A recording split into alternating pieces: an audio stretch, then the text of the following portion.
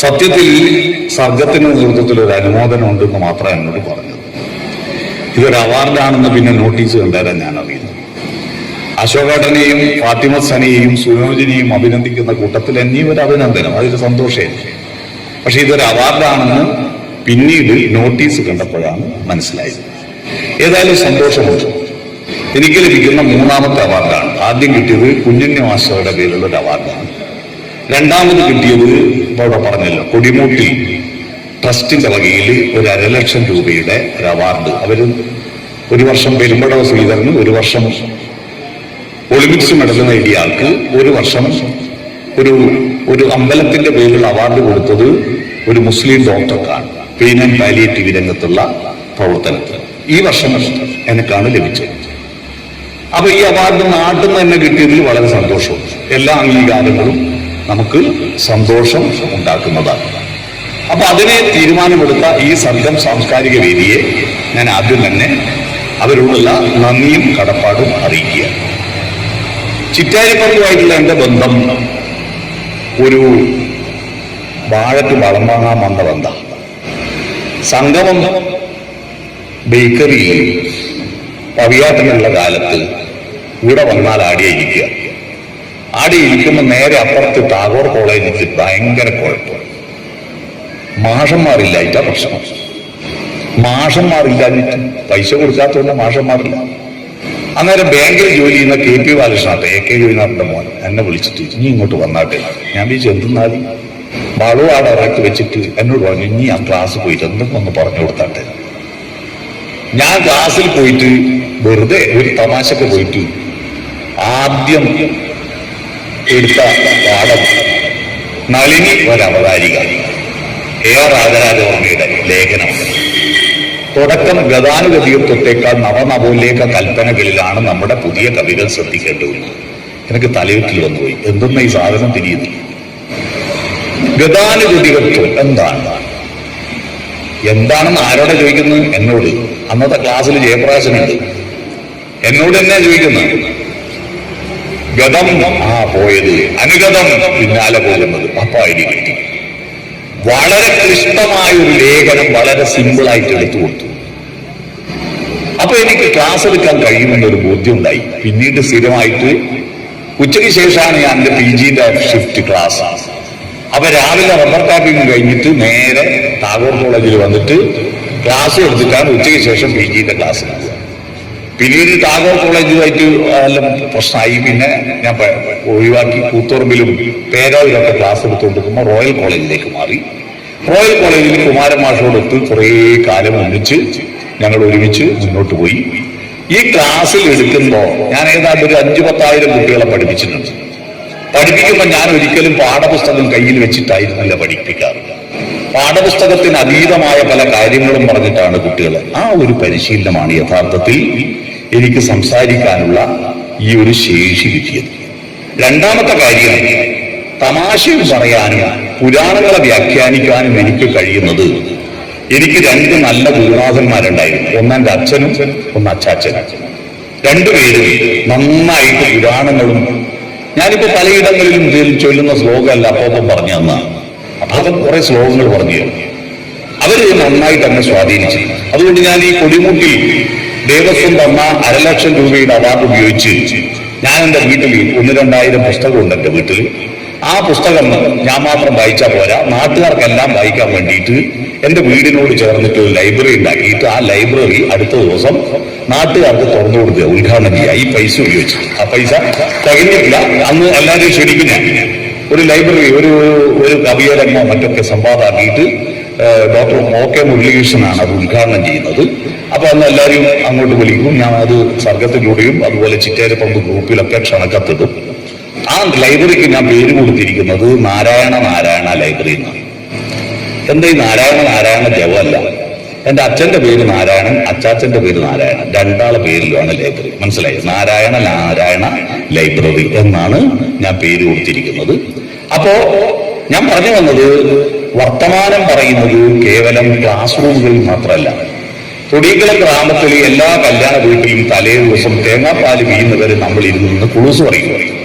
ആ ക്ലൂസ് പലതുമാണ് ഞാനിങ്ങനെ പ്രസംഗത്തിൽ അടിക്കുന്നത്. അതിന്റെ പ്രധാനപ്പെട്ട ഒരു ഉറവിടം മുമ്പിലുണ്ട്. എന്റെ അച്ഛന്റെ ഒരു മോനാട്ടുണ്ട് ഇട. ഈ കല്യാണ വീടുകളിൽ പോയി ഇരുന്നിട്ട് വട്ടത്തിൽ ഇരുന്നിട്ട് ഗൗരവകരമായ ആർട്ടിഫിഷ്യൽ ഇന്റലിജൻസിനെ കുറിച്ച് പോലും ഞങ്ങൾ ചർച്ച ചെയ്തിട്ടുണ്ട്. തൊടികളത്തെ കല്യാണ വീട്ടിൽ ഇപ്പൊ അത് അങ്ങനെ ഒരു ചർച്ചയില്ല. ഇപ്പൊ 10 മണിയാകുമ്പോഴേക്ക് ആളുകൾ നിങ്ങൾ പോടും എന്ന് പറഞ്ഞ് ഒന്നി പൈച്ച കളിയാണ്. കാരണം ഇതിന്റെ കേന്ദ്രമായി മാറുക കല്യാണ വീടുകൾ. എന്നാൽ അന്ന് നല്ല വെള്ളടിക്കാനല്ല, ഞങ്ങളെല്ലാം പണിയെടുത്ത് പോയിരുന്നു. ആ കൂട്ടത്തിലുള്ള വർത്തമാനമാണ്. ആ വർത്തമാനങ്ങളാണ് എനിക്ക് സരസമായി വർത്തമാനം പറയാനുള്ള ശേഷി ഉണ്ടാക്കിയത്. ഞാനിങ്ങനെ ഒരു പ്രസംഗകനാകണമെന്ന് ആഗ്രഹിച്ചു പോയതല്ല. പാർട്ടി പരിപാടികളെല്ലാം പ്രസംഗിക്കുന്ന കൂട്ടത്തിൽ പുരാണങ്ങളൊക്കെ പറയും, തമാശയൊക്കെ പറയുന്ന കൂട്ടത്തിൽ രസകരമായ ഒരു കാര്യം, വൈക്കം ക്ഷേത്രത്തിന്റെ മുന്നിൽ ഒരു പൊതുയോഗം. ആ പൊതുയോഗത്തിൽ ഞാൻ പ്രസംഗം കഴിഞ്ഞിട്ട് ഒരു ടീം എന്നെ വന്നിട്ട് പറഞ്ഞു, ഇവിടെ അമ്പലത്തിലെ ഉത്സവത്തിൽ ഇങ്ങനൊരു പ്രസംഗം നടത്തണം വന്നിട്ട്. ഞാൻ ഡേറ്റ് കൊടുത്തിട്ട് കുറച്ച് നേരം യുക്തിവാദികൾ വന്നിട്ട് പറഞ്ഞു, നിങ്ങളെ ഒരു പരിപാടി വേണം നമുക്ക്. അതിന്റെ ഒരു വിചിത്രമായ അമ്പലക്കാർ ഒരു ഭാഗത്ത് വരിക, യുക്തിവാദികൾ മറുഭാഗത്ത് വരിക. 2 സമ്മേളനത്തിൽ ഞാൻ പോകാറുണ്ട്. 2 സമ്മേളനത്തിൽ പോയിട്ട് തിരിച്ചും മറിച്ചും ഞാൻ പറയാറില്ല. 2 തന്നെ പറയും. അവിടെയാണ് 2 ഒരു കാര്യം തന്നെ പറയും. കാരണം ദൈവവിശ്വാസത്തിന്റെ അന്തർധാര, അതിന്റെ ഫിലോസഫി ഒന്നും ഒരു അമ്പലത്തിലും ആരും ചർച്ച ചെയ്യുന്നില്ല, പുസ്തകങ്ങൾ ചർച്ച ചെയ്യുന്നില്ല. ഞാൻ അമ്പലത്തിൽ പ്രസംഗിക്കാൻ പോകുന്നതിനെതിരായിട്ട് വലിയ എന്റെ നാട്ടിലുള്ള ആളുകളടക്കം എന്തൊരു വൃത്തികേടായ എന്റെ ഫേസ്ബുക്കിലൊക്കെ എഴുതിയിരുന്നെന്ന് അറിയും. വളരെ എന്റെ ഭാര്യനെ കുറിച്ചും അമ്മേനെ കുറിച്ചൊക്കെ കഴിഞ്ഞ ദിവസം വൃത്തികേട് എഴുതിയിരുന്നു. ഈ നാട്ടിലുള്ള ആള് അത്ഭുതത്തോടുകൂടി ഞാനിങ്ങനെ നോക്കുന്നത്. അത് അമ്പലത്തിൽ പോയിട്ട് എന്തിനാ പ്രസംഗിക്കുന്നത്? അമ്പലത്തിൽ പോയിട്ട് ഭക്തജനങ്ങൾ അറിയേണ്ട പല കാര്യങ്ങളും ആരും പറയുന്നില്ല. ഭാരതത്തിലെ ദൈവവിശ്വാസത്തിന്റെയും തത്വശാസ്ത്രത്തിന്റെയും ഒരു വലിയ ലോകമുണ്ട്. ആ ലോകത്തെ പറ്റി പറഞ്ഞു കൊടുക്കണ്ടേ? അതുപോലെ രാഷ്ട്രീയ രംഗത്ത് സംസ്കാരം വേണ്ടേ? സംസ്കാര രംഗത്ത് രാഷ്ട്രീയം വേണ്ടേ? അതുകൊണ്ടാണ് ഞാൻ പോകുന്നത്. കഥകളും കവിതകളും ഒക്കെ പറയുന്നത്, തമാശകൾ പറയുന്നത്. തമാശകൾക്ക് എത്ര സാധ്യതയുണ്ട്. ഇപ്പൊ ചിരിക്കാൻ മറന്നു ആളുകൾ ചെറുപ്പക്കാർ ചിരിക്കുന്നില്ല, അവർ കരയുന്നുമില്ല. ഞാൻ പല മരണ വീട്ടിൽ നോക്കുമ്പോൾ ചെറുപ്പക്കാര് കരയുന്നില്ല, ചിരിക്കുന്നില്ല. മരണ വീട്ടിൽ ചിരിക്കണ്ട, അവിടെ കരയണ്ടേ? കരയുന്നില്ല. കരയുന്ന ചെറുപ്പക്കാരനും ചിരിക്കുന്ന ചിരിക്കുന്ന വൃദ്ധന്മാരുമാണ് ഒരു സമൂഹത്തിന്റെ സമ്പത്ത്. അറിയണം. കരയുന്ന യുവാക്കളും ചിരിക്കുന്ന വയോജനങ്ങളും ഉണ്ടാവണം. അത് അശോകാട്ടിന്റെ ഒരു നല്ല ഉദാഹരണമാണ്. ഇവിടെ ഒരുപാട് ഉദാഹരണങ്ങളുണ്ട്. സേവനം കഴിഞ്ഞിട്ട് അമ്പല കമ്മിറ്റിന്റെ പ്രസിഡന്റായിട്ട് നാമം ജപിച്ച് ഇരിക്കാതെ എത്ര ആളുകൾ, അശോകാട്ടം മാത്രമല്ല, കുമാരമാഷ് നോക്ക്, സീതരാട്ടം ഇവിടെയുണ്ട്. സീതരാട്ടം പിരിഞ്ഞിട്ട് കാലത്രയായി, ഇപ്പോഴും അതേ കോലത്തിൽ ഇപ്പോഴും പോകുന്നില്ലേ? പഞ്ചായത്ത് മെമ്പർ ആയാലും അല്ലെങ്കിലും ഇപ്പോൾ ഒരു മെമ്പർ തന്നെയാണ്, ഇല്ലേ? സീതരമാഷിയുടെ ഉണ്ട്, KC അജിത് കുമാറുണ്ട്, ഇവരൊക്കെ റിട്ടയർ ആകണം. പപ്പാട്ടനുണ്ട്, രാമകൃഷ്ണാട്ടനുണ്ട്. ഇവരൊക്കെ പിരിഞ്ഞിട്ടും നാടിന്റെ സജീവമായി രംഗത്ത് വരികയാണ്. അതാവണം നമ്മുടെ നാട്, മുന്നോട്ട് പോകണം.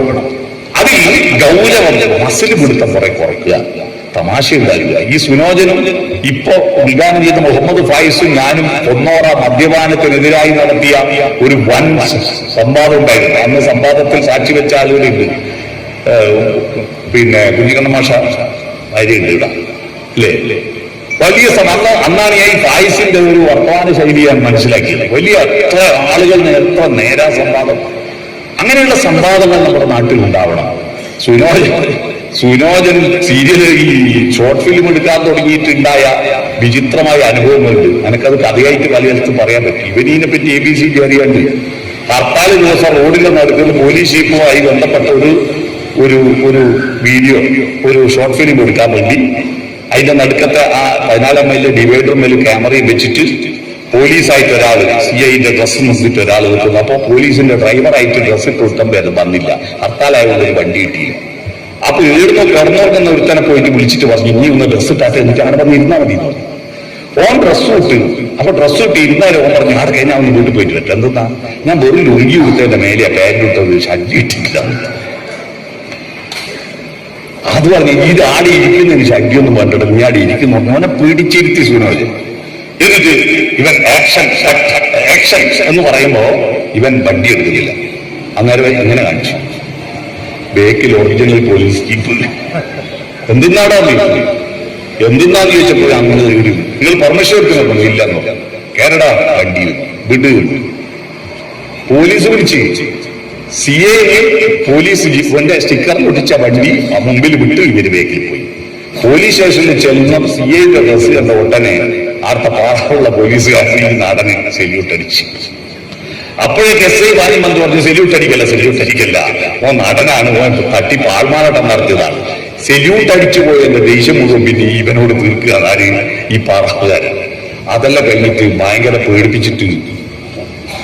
പേടിപ്പിച്ചിട്ട് അവസാനം നിങ്ങളെ ഡ്രസ് അയക്കുന്നു. ഈ ഡ്രൈവർ കൊന്നിട്ടും പേണ്ടയ്ക്കുന്നില്ല. ഡ്രൈവർ കൊന്നിട്ട് പേണ്ടയ്ക്കുന്നില്ല. നല്ല അവസ്ഥ. അവസാനം ഒന്ന് തുറന്ന് പറയേണ്ടി വന്നു സംഭവം സെക്കൻഡ് പേപ്പർ ഇല്ല. ഇത്തരത്തിൽ സുനോജന് വേണമെങ്കിൽ ഒരു പുസ്തകം തന്നെ എഴുതാനുള്ള ഒരുപാട് അനുഭവങ്ങളുണ്ട്. ഇതൊക്കെ രസകരമായ അന്ന് ശ്രീധരൻ മാഷ് പോയിട്ടാണ് എങ്ങനെയെല്ലാം കൂടി ഇറക്കി കൊണ്ടുവന്നത് അവരെ. അപ്പൊ അത്തരത്തിൽ നമ്മുടെ ഇതൊക്കെ ജീവിതത്തിലുള്ള അങ്ങനെയൊക്കെ ഉണ്ടാവണം. നമ്മുടെ ജീവിതത്തിൽ ഒരുപാട് അനുഭവങ്ങൾ ഉണ്ടാവും. ആ അനുഭവങ്ങളിലൂടെ മുന്നോട്ട് പോകണം.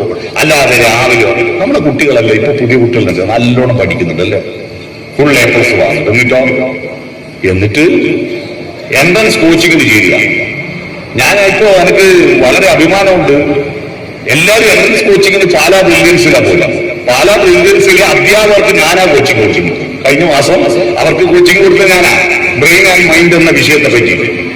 അത് കേട്ടിട്ട് KMCT കോളേജിൽ ആഴ്ചക്ക് ഒരു ദിവസം ക്ലാസ് എടുക്കുക. കാരണം ഡോക്ടർമാർക്ക് ക്ലാസ് എടുക്കുക. ആ എൻട്രൻസ് കോച്ചിങ്ങിന് പോയി റാങ്ക് ലിസ്റ്റ് വന്നിട്ടോ പ്ലേസ്മെന്റ് പിന്നെ പ്രൊഫഷണൽ കോഴ്സിന് ചേരും. എന്നിട്ടോ ജോലി കിട്ടിയിട്ടോ ശമ്പളം കിട്ടിയിട്ടോ കൊട്ടാരം പോലത്തെ വീടും. എന്നിട്ട് ആനക്ക് പോലും കടക്കാൻ പറ്റാത്ത മതിൽ കിട്ടി. എന്നിട്ട് റിമോട്ട് കൺട്രോളിന്റെ ഗേറ്റ് പിടിക്കും. പഞ്ചായത്തുകാരോട് എനിക്ക് അഭ്യർത്ഥിക്കാനുള്ളത് റിമോട്ട് കൺട്രോളിന്റെ ഗേറ്റ് പിടിപ്പിച്ച എല്ലാവർക്കും ഭിന്നശേഷിക്കാണ് വികലാംഗ പെൻഷൻ കൊടുക്കണം. കാരണം കാലില്ല രണ്ടും. ഒന്ന് തുറന്നു ഒരാൾ വന്ന് വിളിച്ച ഗേറ്റ് തുറക്കാൻ ഒന്ന് കീഞ്ഞു വരാൻ പറ്റുന്നില്ലെങ്കിൽ ഓന്റെ കാല് പൊട്ടിച്ചാടണം. കുറെ ചെടി വാങ്ങി പിടിപ്പിക്കും. ആര് കാണാൻ? നാട്ടുകാരെ കാണാൻ വിടൂല. മതിൽ കെട്ടി മറിച്ചു. വീട്ടുകാർ കാണോ? വാതിൽ തുറക്കൂല. ഒറ്റ വീടിന്റെയും വാതിൽ തുറക്കൂല. അടഞ്ഞു കിടക്കുക വാതിൽ. വരാന്തയിൽ ഇരിക്കുന്നില്ലായും അതാണ്. എന്നിട്ട് മനുഷ്യന് വിശ്വാസമില്ലാത്തതുകൊണ്ട് ഒരു നായിനെ വാങ്ങിപ്പോയിട്ട് ഒരു 9:30-10 മണിക്ക് ഗേറ്റ് തുറക്കും. എന്തിന് ഗേറ്റ് തുറക്കുന്നില്ല? അപ്പുറത്തെ വീട്ടിലെ ഗോയിനാട്ടിന് സുഖമുണ്ടോ ഞാൻ നോക്കാനല്ല. ഇപ്പുറത്തെ വീട്ടിലെ ചെക്കൻ മണ്ണന്വേഷിച്ചിട്ട് ശരിയായെന്ന് നോക്കാനല്ല. അതിന്റെ പുറത്തെ ചെക്കൻ ഏത് കോളേജിൽ അഡ്മിഷൻ എടുത്തോന്ന് ചോദിക്കാറൊന്നുമല്ല. ഈ നായിനെ കൂറാൻ കൊണ്ടാക്കാൻ മാത്രം ഗേറ്റ് തുറക്കുന്ന കുറെ കഴുതകളെ സൃഷ്ടിക്കാനാണ് ഈ ഫുൾ A+ അല്ല. അതിനപ്പുറത്ത് ചില മനുഷ്യത്വമുണ്ട്. മനുഷ്യരും തമ്മിലുള്ള ബന്ധങ്ങളുണ്ട്. അത് വളർത്തിയെടുക്കണം. അതിന് സർഗം. ഒരു പ്രദേശത്ത് സർഗം പോലുള്ള ഒരു ക്ലബില്ലെങ്കിൽ ആ പ്രദേശം മരുഭൂമിയാണ്. നിങ്ങളുടെ മക്കൾ ഏതെങ്കിലും ഒരു ക്ലബിൽ അംഗമല്ലെങ്കിൽ അവൻ എന്തോ തകരാറുണ്ട് എന്ന് മനസ്സിലാക്കില്ലേ? നമ്മുടെ നാട്ടിൽ ജീവിക്കുന്ന ഒരു ചെറുപ്പക്കാരൻ ഒരു ക്ലബിൽ അടിയത്തപ്പാ വിട്ട് ഒരു കുണത്തിനുമില്ല, ഒരു ദോഷത്തിനുമില്ല. പിന്നെന്തിനാ ഒരുത്തെ? ഒരു കുണത്തിനുമില്ല, ഒരു ദോഷത്തിനുമില്ല. എന്തെങ്കിലും ചെയ്യണ്ടേ? അതുകൊണ്ട് ഒരു ചലനം ഉണ്ടാക്കണം. 20 കൊല്ലായി സർഗം ഉണ്ടാക്കിയെന്ന് പറഞ്ഞപ്പോൾ ഞാൻ അത്ഭുതപ്പെട്ടു പോയി. കാരണം 10 കൊല്ലം എന്നെ സംബന്ധിച്ച് 10 കൊല്ലം എന്താ പറയാ ഈ നാടുമായിട്ടുള്ള ബന്ധം പോയി. 5 കൊല്ലം കോലയാട് ജില്ലാ പഞ്ചായത്ത് എന്ന് പറഞ്ഞ് അങ്ങോട്ട് പോകും. 5 കൊല്ലം കൂടാളി ജില്ലാ പഞ്ചായത്ത് പറഞ്ഞ് അങ്ങോട്ട് പോയി. ഇപ്പോഴായിട്ട് കുറച്ച് നാട്ടിലേക്ക് ഇറങ്ങിയത്. അപ്പൊ ആ 10 കൊല്ലം കടന്നുപോയത് എനിക്ക് മനസ്സിലാവുന്നില്ല. കാലത്തിന്റെ സ്പീഡ് എത്ര വേഗമാണ്, എന്തൊരു വേഗതയാണ് ഈ കാലത്തിൽ. അപ്പൊ അതുകൊണ്ട് 20 കൊല്ലമായ ഈ ക്ലബ്ബ് ഇപ്പോഴും അന്നും ഇന്നും ഒരുപോലെ സജീവമായി പ്രവർത്തിക്കുന്നു എന്ന് പറഞ്ഞാൽ അതിൽ വളരെ സന്തോഷമുണ്ട്. ആ സന്തോഷം തുടർന്നും ഈ ക്ലബ്ബിൽ ഞാൻ ഇനി പ്രസംഗമൊന്നും നീട്ടുന്നില്ല. കാരണം എനിക്ക് ഇഷ്ടപ്പെട്ട ഒരു ടീമുണ്ട് ഇവിടെ കലാപരിപാടി അവതരിപ്പിക്കാൻ. ഞാൻ സ്ഥിരം കാണുന്ന റീലാണ് പല്ലി ടീം.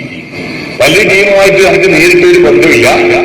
അവർക്ക് എന്നെ അറിയുമെന്ന് എനിക്കറിയില്ല. പക്ഷെ ഞാൻ അവരെ സ്ഥിരം കാണുന്ന, അവരെ ഞാൻ ഇവിടെ വന്ന് അവരെ ഒന്ന് കാണണം. അപ്പൊ അവരുടെ കലാപരിപാടി നിങ്ങൾ എല്ലാവരും ആസ്വദിക്കണം. നല്ല രീതിയിൽ നമ്മുടെ ഗ്രാമം, നമ്മുടെ പ്രദേശം യുവാക്കളെ സജീവമാക്കണം. ഇപ്പൊ വൈകുന്നേരങ്ങളിൽ ആർത്തിപ്പണ്ടാരങ്ങളാവുകയാണ്. ഞാൻ ഒരു ദിവസം കാസർഗോഡ് ഒരു പരിപാടി കഴിഞ്ഞ് 12:30 തായച്ചോട്ട് എത്തിയോക്കുമ്പോ എന്തൊരു തിരക്കും ബ്ലോക്ക് വന്നറിയാം അവിടെ. രാത്രി 12:30 എന്തെന്നാ ഞാൻ കുറെ ചെറുപ്പക്കാർ ക്യൂ നിൽക്കുന്നു. ഞാൻ വിചാരിച്ചു ആടുത്തിരി സിനിമ ഇറങ്ങിയ ഒന്നുമല്ല, നന്ദി മന്തി എന്ന് പറഞ്ഞൊരു ഹോട്ടൽ തുടങ്ങി. ആ ഹോട്ടലിൽ ഉദ്ഘാടന ദിവസം 50% സബ്സിഡി ഉണ്ട് പോലും മന്തിക്ക്. അതുകൊണ്ട് അത് തിന്നാൻ വേണ്ടി രാത്രി 12:30 ആള് കാത്തു നിൽക്കുക. ഈ 50% സബ്സിഡി ഈ ക്യൂ നിന്ന് ഒറ്റ ഒരുത്തരും വാഴക്കന്നിനോ പച്ചക്കറിക്ക് വിറ്റീനോ ഉള്ള സബ്സിഡിന്റെ ഒരു പൂർവ്വന്റെ അച്ഛനും ഒരുമിച്ച് കൊടുത്തിട്ടുണ്ടാവില്ല. ഈ മന്തിന്റെ സബ്സിഡി ഒരാർത്തി. പണ്ടല്ല നമ്മൾ സ്കൂളിൽ പോയ വിശന്നിട്ട് ഉപ്പുമാവ് കിട്ടുമല്ലോ വിചാരിച്ചിട്ട്. ഇപ്പൊ വിശപ്പില്ല, എന്നിട്ടും ആർത്തി വർദ്ധിക്കുന്നു. അതൊരു വലിയ രോഗമാണ്. ആർത്തി വർദ്ധിക്കുന്നു. ഈ ആർത്തി ശരീരത്തിനെ ആനന്ദിപ്പിക്കുവാനുള്ള എളുപ്പ വഴിയിലേക്ക് പോകാം. അതിനോ മോട്ടോ മസാല കൂട്ടോ കൊണ്ടൊന്നും ശരീരത്തെ തൃപ്തിപ്പെടുത്താൻ കഴിയില്ല. അപ്പോ നീയും എളുപ്പ വഴിയിൽ ക്രിയ ചെയ്യും. കണ്ണ സ്കൂളിൽ നിന്ന് പഠിക്കുമ്പോൾ ഒരു കണക്കാ, എളുപ്പ വഴിയിൽ ക്രിയ ചെയ്യുക. എന്റെ അടുത്തിരിക്കുന്ന ചെക്കൻ തൊടികത്തുള്ള, അവന്റെ പേര് പറയണ്ട, ആള് അറിയാം. ഓൻ കോപ്പി അടിച്ചാലും മാഷ് പിടിച്ചാലും മാഷോട് പറഞ്ഞു ഇതാ ഏറ്റവും എളുപ്പ വഴി. ഏത് കോപ്പി അടിക്കൽ? അതുപോലെ ശരീരത്തെ തൃപ്തിപ്പെടുത്താൻ എളുപ്പ വഴി എന്താ? ശരീരം പദാർത്ഥത്തെ തൃപ്തിപ്പെടുത്താൻ പദാർത്ഥം തന്നെ വേണം. വിശപ്പിന് വ്യാകരണം വിശപ്പ് മാറ്റില്ല. ദാഹിക്കുന്നതിന് കാവ്യരസം ദാഹം മാറ്റില്ല. മാഘനെഴുതിയ വരികളാണ്. അപ്പൊ എന്ത് വേണം? പദാർത്ഥത്തിന് പദാർത്ഥം വേണം. പദാർത്ഥത്തിന് 3 അവസ്ഥയുണ്ട്: ഖരം, ദ്രാവകം, വാതകം. ഖരം മയക്കുമരുന്ന് MDMA പൊടി, ദ്രാവകം മദ്യം, വാതകം കഞ്ചാവിന്റെ പുക. മനസ്സിലായി? ഇതിന്റെ പുറകെ പോവുക. മിനിഞ്ഞാന്ന് രാത്രി ഞാൻ ഒഴക്കോടി, മാനന്തവാടിക്ക് അപ്പുറത്ത് മിനിഞ്ഞാന്ന് രാത്രി ഞാൻ ഒഴക്കോടിയിൽ നിന്ന് വരുമ്പോ, കേളകം വഴി വരുമ്പോ, അവിടുന്ന് താണിക്കുന്ന് എന്ന് പറഞ്ഞ കുന്ന് ആടിയൊക്കെ കുറെ ആള് ഓടുന്നത്. എന്താ സംഭവം എന്ന് പറഞ്ഞപ്പോ അമ്മേനെ എന്റെ മോൻ കൊന്നിട്ട് എന്ന് പറഞ്ഞു. അമ്മേനെ മോൻ കൊന്നു. മേരി എന്ന് പറയുന്ന സ്ത്രീയെ കൊന്നു കളഞ്ഞു. ആലോചിച്ചു ചെക്കൻ. എന്താണ് ഇവിടെ ചെറുപ്പക്കാർക്കൊക്കെ പറ്റുന്നത്? അത് മദ്യമാണ് അതിന്റെ പ്രവേശന കവാടം. പിന്നെ അതിൽ നിന്ന് നിൽക്കാൻ പറ്റുന്നില്ല. അതുകൊണ്ട് നമ്മുടെ യുവാക്കൾക്ക് ലഹരി വേണം. എന്ത് ലഹരി? കവിതയുടെ ലഹരി വേണം, പാട്ടിന്റെ ലഹരി വേണം, സാഹിത്യത്തിന്റെ ലഹരി വേണം, സ്പോർട്സിന്റെ ലഹരി വേണം. അക്കാര്യത്തിൽ അശോകാട്ടനെ സമ്മതിക്കണം. ഞങ്ങളൊക്കെ ചെറുപ്പത്തിൽ അശോകൻ ഉസ്മാൻ എന്ന് പറഞ്ഞാൽ ഞങ്ങൾക്ക് സച്ചിൻ ടെണ്ടുൽക്കർ എന്നെല്ലാം പറയും പോലെ ആരാധ്യ പുരുഷനായിരുന്നു അല്ലേ. ഏത് ഹോട്ടലിൽ ഏത് ബോളും ലിഫ്റ്റ് ചെയ്തിട്ട് ആ സ്മാഷിന് കണക്കായി എത്തിച്ചു കൊടുക്കുന്ന, പെറുക്കിയിട്ട് കൊടുക്കുന്ന ഒരു അത്ഭുത പ്രതിഭാസം മൂട്ടപായി പോലെ പായി കോർട്ടിൽ നടന്നിട്ട്. അതായത് അശോകാട്ടൻ. അന്നത്തെ അശോകാട്ടൻ ഇന്നും അതുപോലെ ചിറ്റാരിപ്പറമ്പിന്റെ മോഹൻലാലായിട്ട് നിൽക്കുക അല്ലേ അശോകാട്ടൻ. അദ്ദേഹത്തെ അഭിനന്ദിക്കാതിരിക്കാൻ നിവൃത്തിയില്ല. സുനോജനെ അഭിനന്ദിക്കുന്നു. അതുപോലെ ഫാത്തിമ സനിയെ, നല്ലൊരു വിദ്യാർത്ഥി, മുഖ്യമന്ത്രിയുടെ സമ്മാനം വാങ്ങിയ ഒരു വിദ്യാർത്ഥി നമ്മുടെ നാട്ടിലുണ്ട് എന്ന് പറഞ്ഞ അഭിമാനമാണ്. അവരെയും അഭിനന്ദിക്കുന്നു, എല്ലാവരെയും അഭിനന്ദിക്കുന്നു. ഈ അവാർഡ് വാങ്ങുമ്പോൾ ഇതിന് സാക്ഷിയായിട്ട് എന്റെ അമ്മയും ഭാര്യയും അനുജനും ഒക്കെ ഉണ്ട് എന്നുള്ളത് വളരെ സന്തോഷമാണ്. അപ്പൊ ഏതായാലും ഇങ്ങനെ ഒരു അവാർഡ് എനിക്ക് തന്നതിൽ വളരെ എന്റെ ഈ രംഗത്ത് തുടർന്ന് നിൽക്കാൻ ഇനി എനിക്ക് ഇത് കഴിഞ്ഞിട്ട് ഇന്നും ഒരു പ്രസംഗമുണ്ട്. ഇത് കഴിഞ്ഞിട്ട് എപ്പോ കഴിഞ്ഞാലും അന്ന് പ്രസംഗിക്കണം പറഞ്ഞിട്ട് കരിയാട്ട് പുറത്തുനിന്ന് അവർ കാത്തു നിൽക്കുന്നുണ്ട്. അങ്ങോട്ട് പോകണം.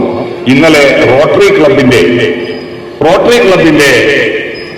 പിന്നെ ആലപ്പുഴ മുതൽ തിരുവനന്തപുരം വരെയുള്ള ജില്ലകളിലെ ചേർന്നതാണ് അവരുടെ ജില്ല. അതിന്റെ വലിയ സമ്മേളനം ആലപ്പുഴയിലെ പുന്നമടക്കായലിലെ റിസോർട്ടിൽ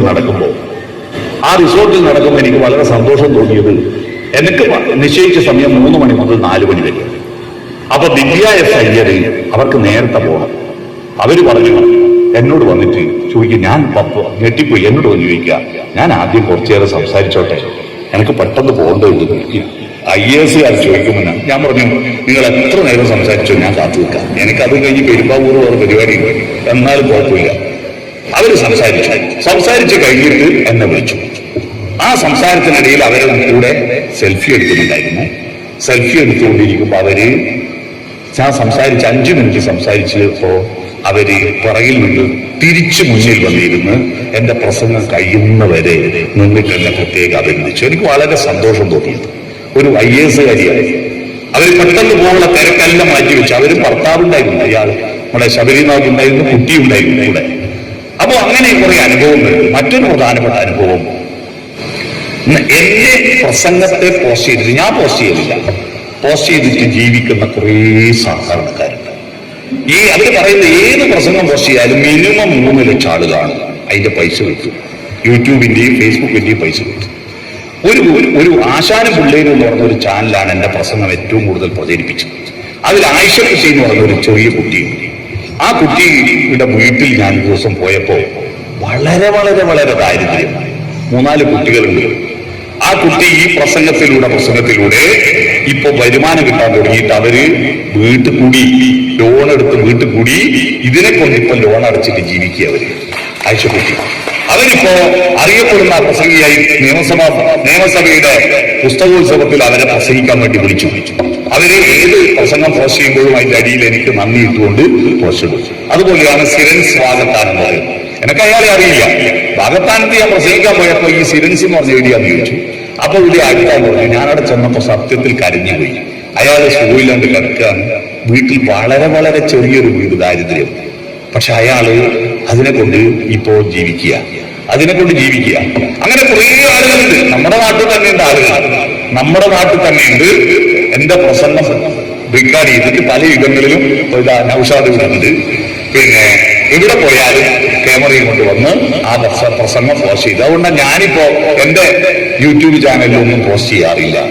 അതൊക്കെ ആരൊക്കെയോ പോസ്റ്റ് ചെയ്യട്ടെ, അതിനെ കൊണ്ട് അവർ വരുമാനം ഉണ്ടാക്കട്ടെ. അതിൽ വളരെ സന്തോഷമുള്ളൂ, അഭിമാനമുള്ളൂ. പക്ഷെ എനിക്കുള്ള അഭിമാനം, ഞാൻ കാറിൽ യാത്ര ചെയ്യുമ്പോ എനിക്ക് വരുന്ന ഫോണല്ല ലൗഡറിൽ വന്നു. ഇവിടെ പിടിക്കണ്ടെന്ന് വെച്ചു എന്നെ ഒരു 3-4 ആള് എന്നെ വിളിച്ചത്. പലരുടെയും ജീവിതത്തിൽ ആശ്വാസമാകാൻ കഴിയുന്നു. പലർക്കും ആത്മഹത്യകളിൽ നിന്ന് പിന്തിരിപ്പിക്കാൻ പലരും എന്നെ നേരിട്ട് വിളിച്ചു പറഞ്ഞിട്ടുണ്ട്. ആത്മഹത്യ ചെയ്യാൻ വിചാരിച്ച് ഞാൻ ആത്മഹത്യ ഒഴിവാക്കിയതാണ്. പല പ്രഗത്ഭരും പറഞ്ഞിട്ടുണ്ട്. ഒരു കഴിഞ്ഞ ദിവസം ഒരു മമ്പറത്ത് ഒരു പരിപാടിക്ക് പോയി. ആ പരിപാടിയിൽ ഒരു സ്ത്രീ എന്നോട് വന്നിട്ട് പറഞ്ഞു, ഞങ്ങൾ ജീവിതത്തിൽ വലിയ പ്രതിസന്ധി നേരിട്ടപ്പോൾ ഞങ്ങളുടെ ആശ്വാസം നിങ്ങളുടെ പ്രസംഗമായിരുന്നു.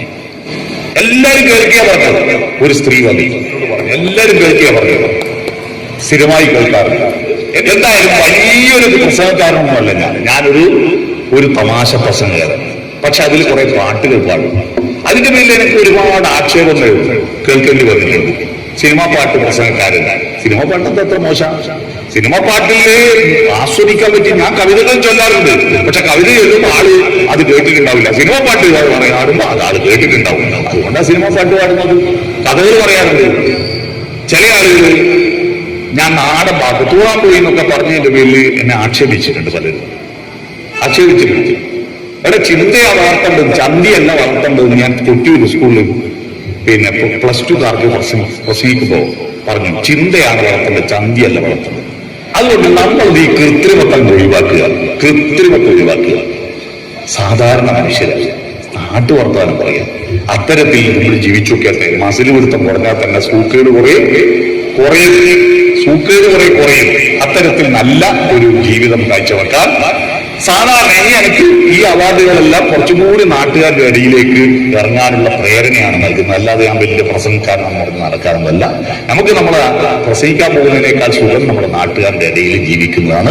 അത്തരത്തിൽ ഇങ്ങനെ ഒരു അവാർഡ് തന്നതിന് ഒരിക്കൽ കൂടി നന്ദി പറഞ്ഞുകൊണ്ട് ഞാൻ കുറച്ച് കൂടുതൽ പറഞ്ഞുപോയി.